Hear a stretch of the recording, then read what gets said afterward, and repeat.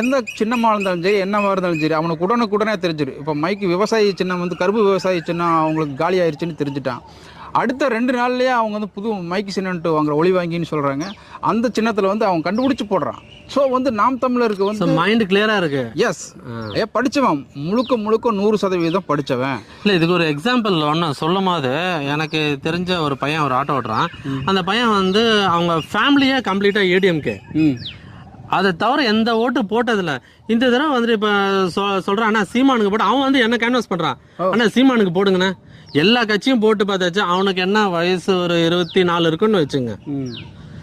சீமானுக்கு போடுங்க அப்படின்ட்டு அவனே போய் கேன்வாஸ் பண்றான். அவனுக்கு வந்து கட்சி வந்து பேக்கப் கிடையாது. அவன் சீமான் கட்சிக்கு வந்து வேலை செய்யல, உறுப்பினரும் கிடையாது. ஆனா இந்த மாதிரி ஒரு யங்ஸ்டர்ஸ் மத்தியில வந்து சீமான் வந்து ஒரு லீடரா மெர்ஜ் ஆயிட்டு வர்றாரு. கவனிக்கப்பட ஓடி ஒன்றதான் உண்மைதான். அது 100க்கு